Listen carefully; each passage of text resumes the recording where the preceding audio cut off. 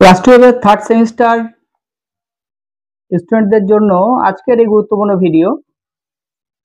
আজকে আমি আলোচনা করব ক্লাস 12 থার্ড সেমিস্টারের বাংলা বিষয়ের আদরিণী গল্প। আমি দু একদিন আগেই তোমাদের বাংলা সিলেবাস দিয়ে দিয়েছি, সেখানে তোমরা দেখবে যে পাঠ্যের প্রথম গল্প আদরিণী। আর ক্লাস 12 তোমাদের দুটি সেমিস্টারই পর্ষদের প্রশ্ন হবে এবং অন্য স্কুলে গিয়ে পরীক্ষা দিতে হবে, তাই বিশেষভাবে সতর্ক থাকতে হবে এবং প্রথম থেকে মনোযোগ সহকারে টেক্সটটাকে গুরুত্ব দিতে হবে, যেহেতু প্রশ্ন সব এমসিকিউ টাইপের হবে, তাই টেক্সটের উপরেই তোমরা বেশি গুরুত্ব দেবে। আর তোমাদের সেই কাজটাকে সহজ করে দেওয়ার জন্য আজকে আমি আদরিণী গল্পের সুন্দরভাবে সংক্ষিপ্ত আলোচনা, কবি পরিচিতি এবং প্রথম ও দ্বিতীয় পরিচ্ছেদ লাইন ধরে অর্থ সহ আলোচনা করব। তোমরা মনোযোগ সহকারে শুনবে, তাহলে গল্পটা ভালো করে বুঝতে পারবে এবং প্রশ্ন সবই তোমরা পারবে। ভিডিওটা শেষ পর্যন্ত সম্পূর্ণ দেখবে, তাহলে গল্পটা তোমাদের কাছে জলের মতো পরিষ্কার হয়ে যাবে আর প্রত্যেকটা এমসিকিউ তোমরা পারবে। ভালো করে মন দিয়ে গল্পটা আমি যখন আলোচনা করব তোমরা বিস্তারিত শেষ পর্যন্ত দেখবে। টেনে টেনে বা স্কিপ করে দেখো না, তাহলে বুঝতে পারবে না। আর ভিডিওটা শেষ পর্যন্ত দেখবে, আর ভিডিওটা ভালো লাগলে অবশ্যই লাইক করো, কমেন্ট করো আর বন্ধুদের মধ্যে শেয়ার করে দিও, বেশি বেশি শেয়ার করে দেবে যাতে সবাই এই ভিডিওর সুবিধা নিতে পারে এবং সবার যাতে উপকার হয় তার জন্য তোমাদের কাছে যারা আছে সবাইকে শেয়ার করবে। আর অবশ্যই অবশ্যই সাবস্ক্রাইব করে রেখো যারা এখনো সাবস্ক্রাইব করোনি আর যারা চ্যানেলে নতুন, কারণ এই ধরনের আরো গুরুত্বপূর্ণ অনেক ভিডিও তোমাদের সামনে আমি নিয়ে আসবো। তাই তোমাদের কাছে অনুরোধ, তোমরা অবশ্যই সাবস্ক্রাইব করে রেখো। এখন যে বিষয়টা নিয়ে আলোচনা করব সেটা হচ্ছে কবি পরিচিতি। দেখো, প্রভাত কুমার মুখোপাধ্যায় বাংলা সাহিত্যের এক উল্লেখযোগ্য সাহিত্যিক। তবে ছোট গল্পে তিনি যথেষ্ট সুখ্যাতি অর্জন করেছিলেন। তার উপন্যাস অনেক আছে। দেখো, কবি জন্ম হয়েছিল 1873 খ্রিস্টাব্দের 3 ফেব্রুয়ারি পূর্ব বর্ধমানের ধাত্রী গ্রামে। মামা বাড়িতে জন্মেছিলেন তিনি। আদি নিবাস ছিল হুগলি জেলার গুড়াপ।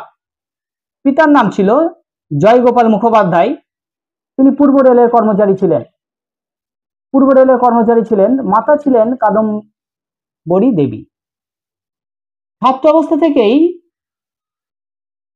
প্রভাত কুমার সাহিত্যের প্রতি আগ্রহী ছিলেন।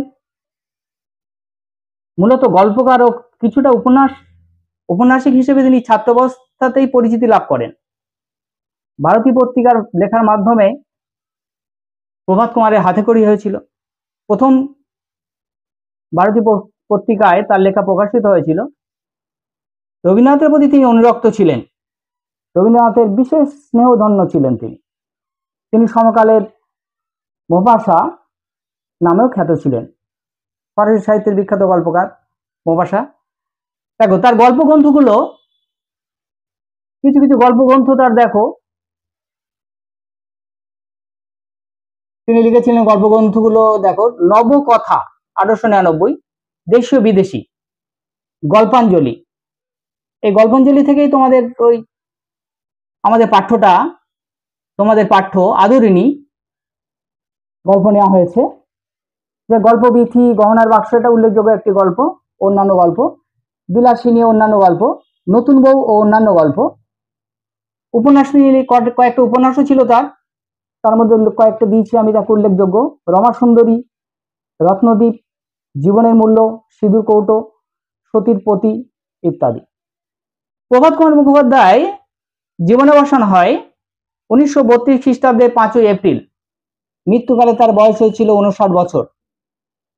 আমাদের পাঠ্য গল্পের উৎস আগেই বলেছি তোমাদের, তবু আরেকবার বলছি। গল্পাঞ্জলি গ্রন্থের অন্তর্গত অন্যতম ছোট গল্প ছিল কিন্তু আদরিণী। গল্পাঞ্জলি গ্রন্থে মোট 6টি গল্প ছিল, তার মধ্যে আদরিণী উল্লেখযোগ্য। প্রকাশকাল ছিল গল্পটির সাহিত্য পত্রিকায় ভাদ্র সংখ্যায় 1320 বঙ্গাব্দে প্রকাশিত হয় এবং পরবর্তীতে গল্পাঞ্জলি গ্রন্থের অন্তর্ভুক্ত হয়।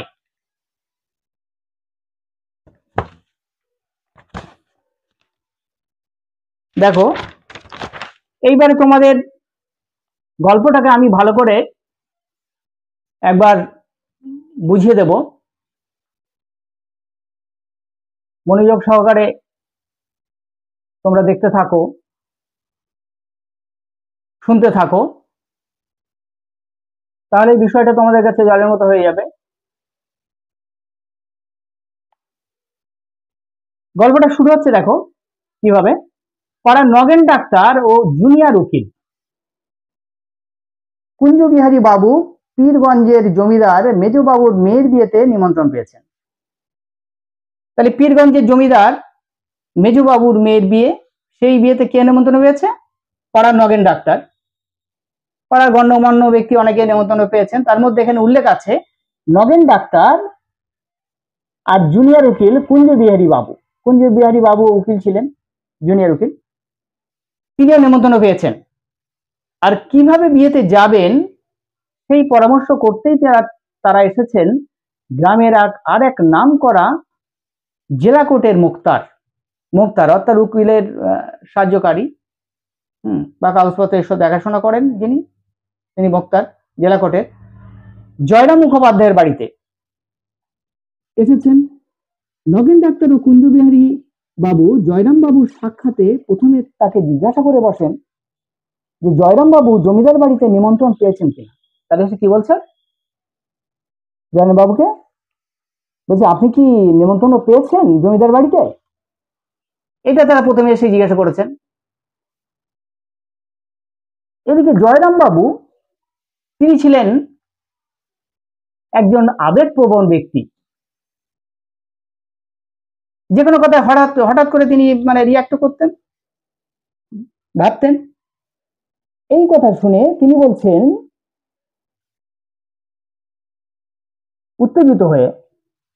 উত্তেজিত স্বরে কি বলছেন, কিরকম আমি নিমন্ত্রণ পাবো নাকি রকম?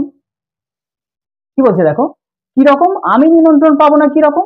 বলছে আমাকে নিমন্ত্রণ করবে না, সে কি কথা? 20 বছর ধরে পীরগঞ্জের বাবুদের স্টেটের তিনি বাধা মুক্তার, বলছে স্টেটের সমস্ত কিছু জমিদারির সমস্ত কিছু আমি দেখাশোনা করি, কাগজপত্র, আমাকে বাদ দিয়ে তারা অনুষ্ঠান করবে, এটা হবে না। তখন তিনি বলছেন দেখো আবার, বলছে তাকে বাদ দিয়ে তারা তোমাদের নিমন্ত্রণ করবে, এটা কি সম্ভব মনে করো? জয়নাবাবু জানালেন তিনি নিমন্ত্রণ পেয়েছেন,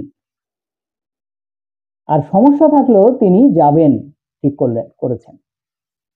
কিন্তু সমস্যা হলো যাওয়া হবে কিসে? যে জন্য কেস ছিল নগেন ডাক্তার আর জুনিয়র উকিল কুঞ্জবিহারী বাবু, তার সমাধান করার জন্য কিন্তু এসেছিলেন জয়রাম বাবুর বাড়িতে। কিন্তু সমস্যা হলো যাওয়া হবে কিসে? ওই পথে আবার ঘোড়ার গাড়ি তো চলে না, আর গরুর গাড়িতে গেলে 4 দিন লেগে যাবে যাওয়া আর আসায়, আর পালকি জোগাড় করাটা সম্ভব হবে না। তাই নগেন ডাক্তার আর কুঞ্জবিহারী বাবু জয়রাম বাবুকে পরামর্শ দিলেন। কি পরামর্শ দিলেন? বলছেন জমিদার নগেশ চন্দ্রকে বলে তিনি যেন বলেন একটি হাতি পাঠাতে। সঙ্গে সঙ্গে শোনা মাত্রই জয়রাম বাবুর কথাটা মনে ধরে গেল, তিনি বললেন আচ্ছা ঠিক আছে, এ তো কিছু ব্যাপারই না, আমি লিখলেই হাতি পাঠিয়ে দেবেন। সেই মতো জয়রাম বাবু জমিদার বাড়িতে পত্র লিখে দিলেন হাতি পাঠানোর জন্য। কিন্তু পত্রবাহক এসে খবর দিল মহারাজ বলেছেন গরুর গাড়িতে করে যেতে, বলেছেন এই পথ তারা গরুর গাড়িতে করে আসতে পারে।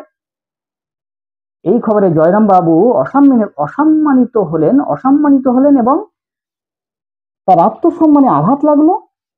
তিনি সিদ্ধান্ত নিলেন যে তিনি গেলে হাতিতে করে যাবেন, নাহলে যাবেন, তাহলে হাতিতে করে যাবেন, এটা ভাবলেন। অবশেষে লোক পাঠিয়ে খোঁজ চালিয়ে জয়রাম বাবু বীরপুরের জমিদার উমাচরণ লাহিড়ীর কাছ থেকে 2000 টাকা দিয়ে একটি হাতি কিনে নিলেন। সেই হস্তিনীর নামই ছিল আদরিনী।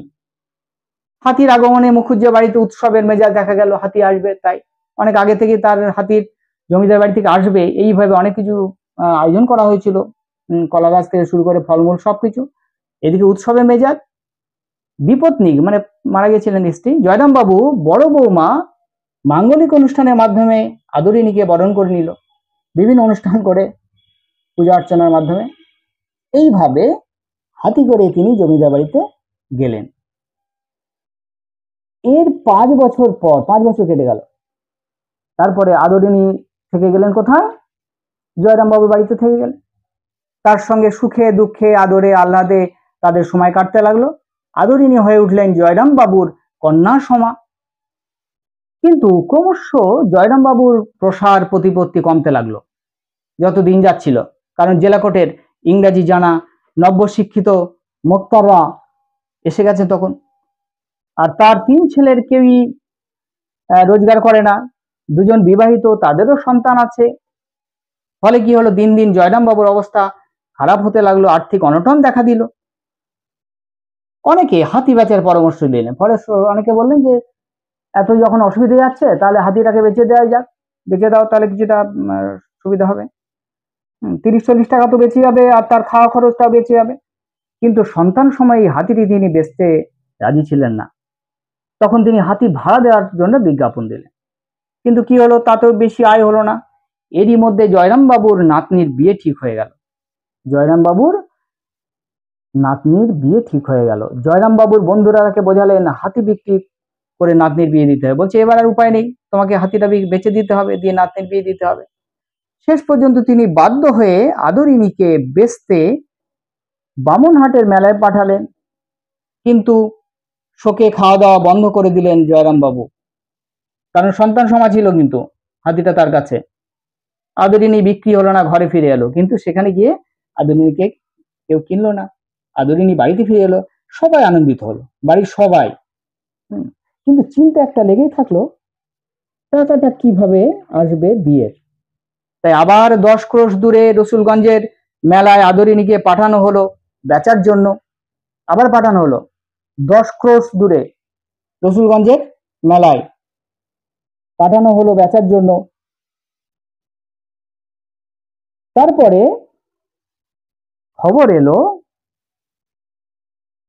খবর এলো যে আদরিনী যাওয়ার সময় কাঁদছিল এবং 7 ক্রোশ পথ অতিক্রম করার পরে আদরিনী গুরুতর অসুস্থ হয়ে পড়ল। খবর পেয়ে জয়রাম বাবু সঙ্গে সঙ্গে ঘোড়ার গাড়ি করে ছুটলেন। কিন্তু ততক্ষণে সব শেষ। আদরিনী সমস্ত মায়া ত্যাগ করে আদরিনী তার শেষ নিঃশ্বাস ত্যাগ করেছে। বৃদ্ধ জয়রাম কান্নায় লুটিয়ে পড়লেন এবং কাঁদতে কাঁদতে বলতে লাগলেন, তোরে বিক্রি করতে পাঠিয়েছিলাম বলে তুই অভিমান করে চলে গেলি। এর 2 মাস পরে জয়রাম বাবু নিজে মারা গেলেন। সবাই ভাবলো যে এই শোকেই বুঝি তিনি মারা গেলেন, কারণ হাতি ছিল, আদরিনী ছিল তার সন্তান সমা। এই ছিল আদরিনী গল্পের বিস্তারিত সংক্ষিপ্ত আলোচনা তোমাদের সামনে তুলে ধরলাম। তোমরা নিশ্চয়ই বুঝতে পেরেছ। এবারে তোমাদের আমি প্রথম পরিচ্ছেদ পড়ে শোনাবো, তোমরা একটু করো, লাইন ধরে আমি বুঝিয়ে দিচ্ছি তোমাদের, তোমরা দেখো। আদরিনী প্রভাত কুমার মুখোপাধ্যায়। দেখো প্রথম পরিচ্ছেদ। পাড়ার নগেন ডাক্তার ও জুনিয়র উকিল কুঞ্জ বিহারী বাবু বিকালে পান চিবাইতে হাতের ছড়ি দুলাইতে জয়রাম মুক্তারের নিকট আসিয়া বলিলেন, মুখুজ্জে মশাই, পীরগঞ্জের বাবুদের বাড়ি থেকে আমরা নিমন্ত্রণ পেয়েছি। এই সোমবার দিন মেজবাবুর মেয়ের বিয়ে, শুনেছি নাকি ভারী ধুমধাম হবে। বেনারস থেকে বাই আসছে, কলকাতা থেকে খ্যামটা আসছে, আপনি নিমন্ত্রণ পেয়েছেন? তাহলে কি দাঁড়ালো? আমি তোমাদের আগেই সংক্ষিপ্ত গল্প বোঝানোর সময় বলেছি। দেখো, যে নগেন ডাক্তার জুনিয়র উকিল কুঞ্জু বিহারী বাবু আসলেন, কি বলছে? বেনারস থেকে বাই আসছে। এটা একটু বুঝে নাও। By Quader? বাই হচ্ছে নৃত্য গীতে যারা পারদর্শিনী তাদের বলা হয়, তারা আসছে। আর কলকাতা থেকে খ্যামটা আসছে। খ্যামটা হচ্ছে সঙ্গীতের একটা তাল, সেই তালের সঙ্গে যারা লঘু প্রজাতির নাচ করে, হ্যাঁ, তাদের বলা হয় খ্যামটা। সেই নাচকে খ্যামটা বলা হয়। মোক্তার মহাশয় তার বৈঠকখানার বারান্দায় বেঞ্চিতে বসিয়া হুকা হাতে করিয়া তামাক খাইতেছিলেন। হুকা টানছিল বেঞ্চিতে বসিয়া। আগন্তুকের এই প্রশ্ন শুনিয়া হুকাটি নামাইয়া ধরিয়া একটু উত্তেজিত স্বরে বলিলেন, কি রকম? আমি নিমন্ত্রণ পাবো না কি রকম? জানো, আমি আজ 20 বছর ধরে তাদের এস্টেটের বাধা। মোক্তার বাধা বলছে, বাধা ধরা আমার ছাড়া তারা তো কাজই করে না। আমি বাধা মোক্তার, আমি নিমন্ত্রণ পাবো না। আমাকে বাদ দিয়ে তারা তোমাদের নিমন্ত্রণ করবে? এইটা কি সম্ভব মনে করো? তার আত্মসম্মানে আঘাত লাগলো ওই কথায়, তাই তিনি এই কথাগুলো বলছেন। দেখো, পেয়ারা মুখোপাধ্যায় কি আরে বেশ চিনিতেন, একই পাড়ার লোক, এরা চিনতো খুব ভালো রকম। অতি অল্প কারণে তার তীব্র অভিমান উপস্থিত হয়, তিনি অভিমানী হয়ে ওঠেন। অথচ হৃদয়খানি স্নেহে, বন্ধু বাৎসল্যে কুসুমের মতো কোমল, কিন্তু মনটা ভীষণই নরম। বন্ধু বাৎসল্য, হ্যাঁ, এবং সব কিছুতে তার মনটা কোমল। ইহা যে তাহার সঙ্গে কিছুদিন ব্যবহার করিয়াছে সেই জানিয়াছে, যে মিশেছে বন্ধুর মতো, সেই জানে মনটা কতটাই নরম। উকিল বাবু তাড়াতাড়ি বললেন, না না, সে কথা নয়। জুনিয়র উকিল নগেন ডাক্তার কি বললেন? সে কথা নয়। আপনি রাগ করলেন মুখুজ্জে মশাই, আমরা কি সেইভাবে বলেছি? এই জেলার মধ্যে এমন বিষয়ী লোক আছে যে আপনার কাছে উপকৃত নয়, আপনার খাতির না করে। আমাদের জিজ্ঞাসা করার তাৎপর্য এই ছিল যে আপনি সেদিন পীরগঞ্জে যাবেন কি? বলছে, আমরা তো ওই জন্য আসিনি, আমরা আঘাত দিয়ে আপনাকে কথা বলিনি। আমাদের বলার উদ্দেশ্য ছিল আপনি কি সেদিন পীরগঞ্জে যাবেন? মুখোপাধ্যায় নরম হইলেন। কথা শুনে সঙ্গে সঙ্গে, যে মনটা নরম ছিল, মন নরম লোক, তিনি রেগে গেলেও আবার সঙ্গে সঙ্গে নরম হয়ে যেতেন। ভালো কথা বললে বলিলেন, ভাইয়ারা বসো বলিয়া সম্মুখস্থ আরেকখানি বেঞ্চ দেখাইয়া দিলেন। উভয় উপবেশন করিলে বলিলেন, পীরগঞ্জে গিয়ে নিমন্ত্রণ রক্ষা করা আমার পক্ষে একটু কঠিন ব্যাপার। বলছে, অতদূর গিয়ে নিমন্ত্রণ কিভাবে রক্ষা করব? কঠিন যদিও, সোমমঙ্গল দুটো দিন কাছারি কামাই হয়, বন্ধ হয়, অথচ না গেলে তারা ভারী মনে দুঃখিত হবে। তোমরা যাচ্ছ? নগেন্দ্রবাবু বলিলেন, যাবার তো ইচ্ছে, কিন্তু অত দূর যাওয়া তো সহজ নয়। ঘোড়ার গাড়ি পথ নেই, গরুর গাড়িতে করে যেতে হলে যেতে 2 দিন, আসতে 2 দিন। তাহলে যেতে 2 দিন, আসতে 2 দিন, দেখো 4 দিন সময় লেগে যাবে। তাহলে কি হবে? পালকি করে যাওয়া, সেও জোগাড় হওয়া মুশকিল। বলছে, পালকি এখন পাওয়া মুশকিল। হ্যাঁ, পালকি তোমরা নিশ্চয় জানো, 4 জন বেহারা কাঁধে নিয়ে যাত্রী নিয়ে যায়। আমরা দুজনে তাই পরামর্শ করলাম, যাই মুখুজ্জে মহাশয়কে গিয়ে জিজ্ঞাসা করি, তিনি যদি যান নিশ্চয়ই রায়বাড়ি থেকে একটা হাতি টাতি আনিয়ে নেবেন। এখন আমরা দুজনেও তার সঙ্গে সেই হাতিতে দিব্যি আরামে যেতে পারবো। তখন তারা কি বলছে দেখো, ডাক্তার আর উকিল বলছে, মুখুজ্জে মহাশয় নিশ্চয়ই জমিদারের সঙ্গে তার সম্পর্ক খাতির আছে, তিনি যদি বলেন তাহলে জমিদার নিশ্চয়ই একটা হাতি পাঠাবে, তাহলে আমরাও যেতে পারবো। মুক্তার মহাশয়, হ্যাঁ, স্মিত মুখে বলিলেন, হাসি মুখে, এই কথা, তার জন্য আর ভাবনা কি ভাই? মহারাজ নগেশচন্দ্র ও আমার আজকের মক্কেল নন। মহারাজ, জমিদার নগেশচন্দ্র কি আজকের মক্কেল আমার? তিনি অনেক দিনের মক্কেল আমার। ওর বাপের আমল থেকে আমি ওদের মোক্তার। আমি কাল সকালে রাজবাড়িতে চিঠি লিখে পাঠাচ্ছি, সন্ধে নাগাদ হাতি এসে যাবে। এখন বলছে, আমি চিঠি লিখলে হাতি এসে যাবে, কোনো চিন্তা নেই।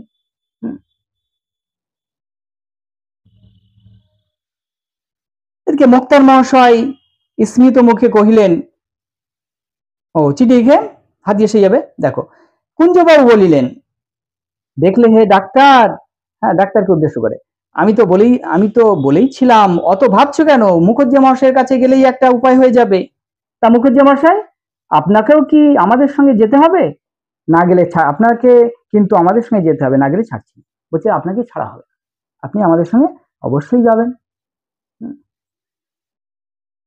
যাবো বই কি ভাইয়া, আমিও যাব, তবে আমার তো বাইখ্যামটা শোনবার বয়স নেই, তোমরা শুনো। বলছে আমার তো খ্যামটা শোনার বয়সটা নেই, তোমরা শুনো। আমি মাথার আমি মাথায় এক পগ্গ বেঁধে, পগ্গ মানে পাগড়ি, একটা পাগড়ি বেঁধে একটি থেলো হুকো হাতে করে, থেলো মানে বড় হুকো, একটা বড় হুকো হাতে করে লোকজনের অভ্যর্থনা করব, মানে নিমন্ত্রণ বাড়িতে যারা আসবে যাবে তাদের। তাহলে কি বলছেন জয়রাম মুখোপাধ্যায় কি বলছেন, যে আমি ওসব নাচ টাচ তো দেখবো না এই বয়সে, হ্যাঁ ক্যাম্পটা দেখবো না, বা ওই বেনারস থেকে যারা আসবে ভাই তোমরা দেখো, তোমাদের বয়স কম, আর আমি এখন কি করব? বলছে আমি তদারকি করবো, লোকজনের অভ্যর্থনা করব, কে খেলে কে না খেলে দেখবো, তদারক করে বেড়াবো, মানে দেখাশোনা। আর তোমরা বসে শুনবে, পেয়ালা মুঝে ভর দে কেমন, পেয়ালা ভরে দাও, এই বলিয়া মুখোপাধ্যায় মহাশয় হা হা করিয়া হাসিতে লাগিলেন। তিনি নিজে হা হা করে হাসিতে লাগিলেন। প্রথম পরিচ্ছেদ হলো, এবার দেখো দ্বিতীয় পরিচ্ছেদে কি আছে।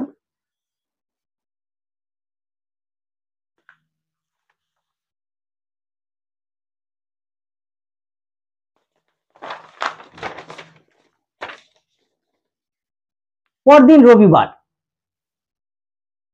এদিন প্রভাতে আহ্নিক পূজাটা মুখুজ্জে মহাশয় একটু ঘটা করিয়া করিতেন। আহ্নিক মানে প্রত্যেক দিনের পূজা অর্চনা যেটা করতেন সেটাই প্রাত্যহিক পূজা হচ্ছে আহ্নিক উপাসনা।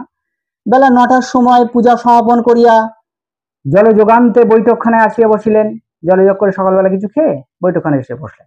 অনেকগুলি মক্কেল উপস্থিত ছিল, সেখানে অনেকেই ছিল, অনেক ব্যক্তি যারা উকিলের সাহায্য নেয়, তারা আলোচনা করে আগে জয়রাম বাবুর সঙ্গে, যেহেতু তিনি মোক্তার। তাহাদের সহিত কথাবার্তা কইতে লাগিলেন। হঠাৎ সেই হাতির কথা মনে পড়িয়া গেল। হঠাৎ তখন দেখো হাতির কথা মনে পড়িয়া গেল। তখন কাগজ কলম লইয়া চশমাটি পড়িয়া প্রবল প্রতাপান্বিত শ্রীমন্ত মহারাজ শ্রী নরেশচন্দ্র রায়চৌধুরী বাহাদুর আস্থিত জনপ্রতিপালকেশ, এই শিরোনামে তিনি চিঠি লিখলেন। পরাক্রমশালী সম্মানসূচক সম্বোধন দিয়ে একটা চিঠি লিখলেন। পাঠ লিখিয়া কি বললেন, 2-3 দিনের জন্য একটি সুশীল ও সুবোধ হস্তি প্রার্থনা করিয়া পত্র লিখিলেন। কি চাইলেন? সুশীল মানে ভদ্র, আর সুবোধ মানে হচ্ছে শান্ত ভদ্র একটা হাতি। পূর্বেও আবশ্যক হইলে তিনি কতবার এই রূপে মহারাজের হস্তি আনিয়া লইয়াছেন। আগেও মানে অনেকবার যখন দরকার পড়েছে তিনি হাতি এনেছেন, হ্যাঁ তিনি তখন হাতি চেয়ে এনেছেন। একজন ভৃত্যকে ডাকিয়া পত্রখানি লইয়া যাইতে আজ্ঞা দিয়া মুক্তার মহাশয় আবার মক্কেলদের সহিত কথোপকথনে প্রবৃত্ত হইলেন। তিনি কি করলেন? পত্রখানি দিয়ে দিলেন একটা ভৃত্যকে, দিয়ে কথাবার্তায় নিয়োজিত হলেন। শ্রীযুক্ত জয়রাম মুখোপাধ্যায়ের বয়স এখন 50 পার হইয়াছে। বয়স কত? জয়রাম বাবুর 50। মানুষটি লম্বা, ছাদ মানে গঠন বা গড়ন। রংটি আর একটু পরিষ্কার হইলে গৌরবর্ণ বলা যাইতে পারিত, মানে গৌরবর্ণ থেকে একটু কম, উজ্জ্বল ফর্সা নন তিনি। গোপগুলি মোটা মোটা, কাঁচা পাকায় মিশ্রিত। 50 বছর বয়স, কাঁচা পাকা মিশ্রিত, কাঁচা গোপ পাকা গোপ মিশ্রণ ছিল। মাথার সম্মুখ ভাগে টাক আছে, টাক ছিল, টাক পড়ে গেছিল মাথায়। দুই চক্ষু বড় বড়, চোখ দুটি ছিল বড় বড়, ভাষা ভাষা। তাহার হৃদয়ের কোমলতা যেন হৃদয় ছাপাইয়া এই চক্ষু দুইটি দিয়া উছলিয়া পড়িতেছে। তাহলে কি হলো, হৃদয় যে তার কোমল, চোখ দিয়েই যেন সেটা ঝরে পড়তো, বোঝা যেত। ইহার আদি বাস যশোর জেলায়। তাহলে বাসস্থান কোথায় ছিল আগে?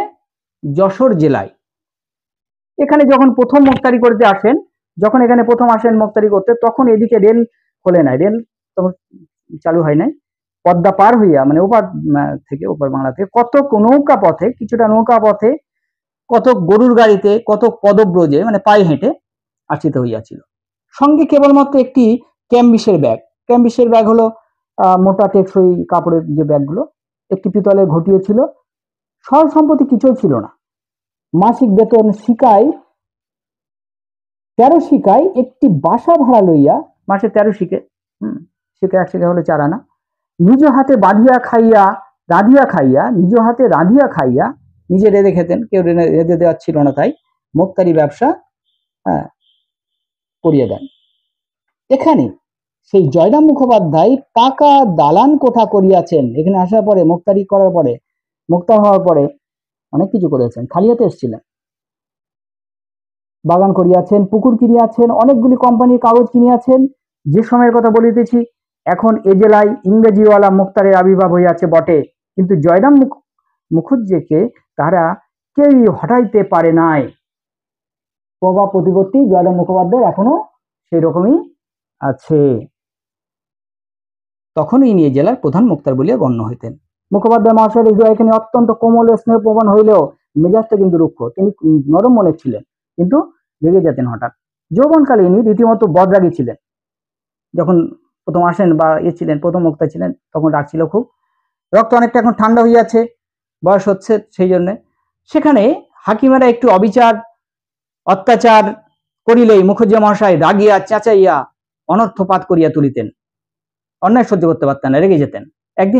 একদিন এজেলাসে বিচারালয়ে এক ডেপুটির সহিত ইহার বিলক্ষণ বচসা হইয়া গেল। ডেপুটি হলো উচ্চপদস্থ কর্মচারী, কর্তার কর্মচারী, তার সঙ্গে ঝগড়া হয়ে গেল একদিন। বিকালে বাড়ি আসিয়া দেখিলেন তাহার মঙ্গলাগায় একটি এঁড়ে বাছুর প্রসব করিয়াছে। অর্থাৎ শিশু ষাঁড় প্রসব করেছে। তখন আদর করিয়া উক্ত ডেপুটি বাবুর নামে বাছুরটির নামকরণ করিলেন। যে ডেপুটির সঙ্গে ওই হয়েছিল ঝামেলা, তার নামে নামকরণ করলেন। ডেপুটি বাবু লোক পরম্পরায় ক্রমে এই কথা শুনিয়াছিলেন। তারপরে পরে তিনি এই কথা শুনতে পেয়েছিলেন যে জয়রাম বাবু তার নামের সঙ্গে নাম রেখেছেন, এবং বলা বাহুল্য নিতান্ত প্রীতি লাভ করেন নাই, তিনি খুশি হবেন, তার নামে ষাঁড়ের নাম রেখেছিলেন। আরেকবার এক ডেপুটির সম্মুখে মুখুজ্জে মহাশয় আইনে তর্ক করিতেছিলেন, কিন্তু হাকিম কিছুতেই ইহার কথায় সায় দিতেছিল না। অবশেষে রাগের মাথায় জয়রাম বলিয়া বসিলেন, আমার স্ত্রী যতটুকু আইন জ্ঞান আছে হুজুরের তাও নেই দেখছি। তিনি সরাসরি হাকিম বিচারক তাকেই বলে বসলেন, আমার স্ত্রীর যা জ্ঞান আছে আপনার সেই জ্ঞানও নেই। সেদিন আদালতে অবমাননার জন্য তাকে 5 টাকা জরিমানা দিতে হয়েছিল। কি হলো? 5 টাকা জরিমানা দিতে হলো। এই আদেশের বিরুদ্ধে তিনি হাইকোর্ট অবধি গিয়েছিলেন, এবং তিনি কি করেছেন? তিনি দমবার পাত্র ছিলেন না, তিনি হাইকোর্ট পর্যন্ত গিয়েছিলেন। সর্বশুদ্ধ 1700 টাকা ব্যয় করিয়া এই 5 টাকা জরিমানা হুকুম রহিত করিয়াছিলেন। এই 5 টাকার জন্য 17 টাকা খরচ করেছিলেন, কিন্তু সেই জরিমানা তিনি রহিত করেছিলেন। মুখোপাধ্যায় যেমন অনেক টাকা উপার্জন করিতেন, তেমনি তার ব্যয়ও ছিল যথেষ্ট। তিনি অকাতরে অন্নদান করিতেন। কোমল হৃদয়ের মানুষ, দান ধ্যান পূর্ণ কাজে তার মন ছিল। তিনি দান করতেন। অত্যাচারিত উৎপীড়িত গরিব লোকেদের মোকদ্দমা তিনি কত সময় বিনা ফিসে মানে পারিশ্রমিক, এখানে এমনকি নিজের অর্থ ব্যয় পর্যন্ত করিয়া চালাইয়া দিয়েছেন। নিজে অর্থ ব্যয় করতেন, করে মোকদ্দমা চালিয়ে দিতেন। প্রতি রবিবার অপরাহ্নকালে পাড়ার যুবক বৃদ্ধগণ মুক্তার মহাশয়ের বৈঠকখানায় সমবেত হইয়া তাস পাশা খেলিয়া থাকেন। প্রত্যেক দিন বৈঠকখানায়, অর্থাৎ বাইরের দিকে যেখানে বসার জায়গা থাকে সেটা বৈঠকখানা। অদ্য মানে আজকে বিকেলে অনেকে আগমন করিয়াছেন। পূর্বোক্ত ডাক্তার বাবু, উকিল বাবুও ছিলেন, অর্থাৎ যারা এসেছিলেন জয়রাম বাবুর কাছে পরামর্শ করতে তারাও ছিলেন। হাতিকে বাঁধিবার জন্য বাগানে খানিকটা স্থান পরিষ্কার করা হয়েছে, মানে হাতি আসবে নিশ্চিত এরকম ভেবেছিলেন। হাতি রাত্রে খাইবে বলিয়া বড় বড় পাতা শুদ্ধ কয়েকটা কলা গাছ, অন্যান্য বৃক্ষের ডাল কাটাইয়া রাখা হইতেছে। মুক্তার মহাশয় সেই সমস্ত তদারক করিতেছিলেন। তিনি সেসব দেখাশোনা করছিলেন, হাতি খাবে তাই। মাঝে মাঝে বৈঠকখানায় আসিয়া কোন ব্রাহ্মণের হাত হইতে হুকাটি লইয়া দাঁড়াইয়া দাঁড়াইয়া 2-4 টান দিয়া আবার বাইর হয়ে যাইতেছিলেন। যেসব ব্রাহ্মণ হুকা খাচ্ছিল তাদের কাছ থেকে নিয়ে 2-4 টান দিয়ে আবার চলে যাচ্ছিলেন তদারক করার জন্য। সন্ধ্যার কিছু পূর্বে জয়রাম বৈঠকখানায় বসিয়া পাশা খেলা দেখিতেছিলেন। এমন সময় সেই পত্রবাহক ভৃত্য আবার ফিরিয়া আসিয়া বলিলে, হাতি পাওয়া গেল না। দেখো কি বলছে পত্রবাহক এসে, কি বলছে যে হাতি পাওয়া গেল না। পত্র পাঠিয়েছিল, কিন্তু পত্রবাহক এসে বলছে হাতি পাওয়া গেল না। কুঞ্জবাবু নিরাশ হইয়া বলিয়া উঠিলেন, হ্যাঁ, পাওয়া গেল না? নগেন্দ্রবাবু বলিলেন, তাই তো, সব মাটি। বলছে, কি হবে তাহলে এখন? সব মাটি হয়ে গেল? মুক্তার মহাশয় বলিলেন, কেন রে, হাতি পাওয়া গেল না কেন? চিঠির জবাব এনেছিস? বলছে, হাতি তো পাঠাবে, ওরা হাতি দেবে না জমিদার আমাকে? বৃত্ত বলিলেন, আগে না, দেওয়ানজিকে গিয়ে চিঠি দিলাম।